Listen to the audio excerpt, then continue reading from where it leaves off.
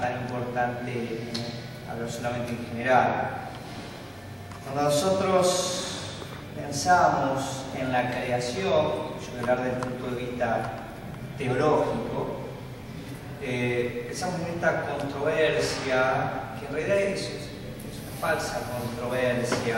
Lo primero que tenemos que hacer es desmontar la falsa idea de que la creación se opone a la evolución, que el concepto religioso de creación es contrario al concepto científico de evolución. Ya hace aproximadamente 70 años que la Iglesia, digamos, ha visto un poco más claro en este aspecto. Y tenemos que hacer, sí, un mea culpa. Durante un tiempo, la misma Iglesia como que se opuso a lo que hoy llamamos el evolucionismo, pero no tanto por ser contraria a la ciencia, sino por una errónea comprensión de la Sagrada Escritura, que es paradójicamente el más propio nuestro. Especialmente los 11 primeros capítulos del Génesis y más específicamente los capítulos 1 y 2, donde se narra bajo dos tradiciones diferentes la creación.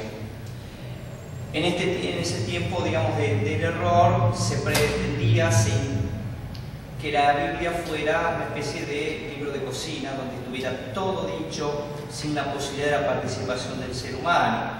Y se entendía como que la Biblia también decía verdades científicas. En la medida que hemos estudiado un poco más en profundidad la Biblia, en la medida que hemos hecho un estudio más concienzudo de lo que es la historia de la redacción y de las formas literarias, hemos podido ver que esos primeros capítulos no es una descripción científica, sino que es una interpretación teológica sobre un material mítico preexistente de una verdad específicamente teológica, es decir, que Dios es el creador y el que sostiene todo, independientemente del modo o de la forma que ha tomado esto en nuestra realidad. ¿Qué nos dice el relato de la creación?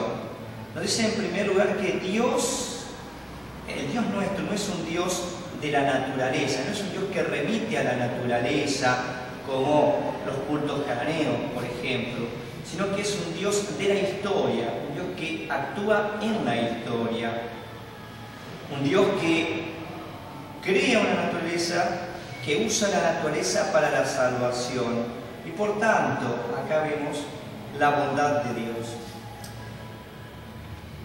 El pensamiento sobre la creación, común a muchas otras culturas, es anterior al hecho fundante de Israel, que es la alianza en el Sinaí.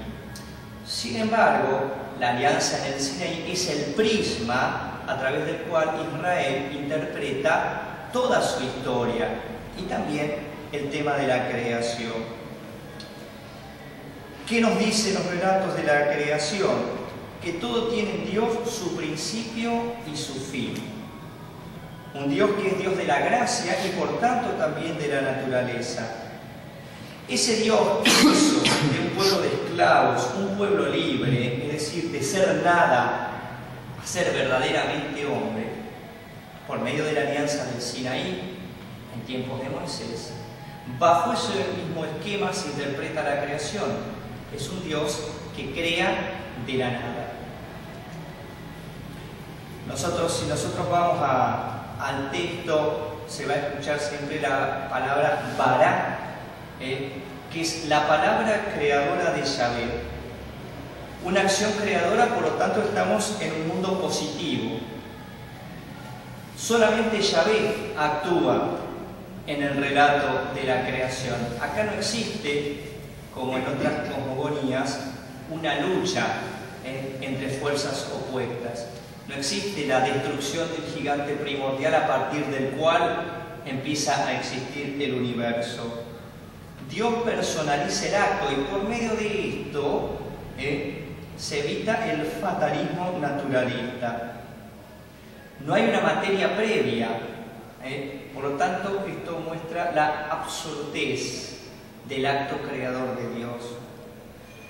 Es cósmico y salvífico, es decir, Dios crea todo. Por tanto, aunque el prisma sea la historia de Israel, se abre al universalismo. Si Dios es el creador de Israel como pueblo, es por tanto el creador de todo el mundo. Y Dios crea para la salvación.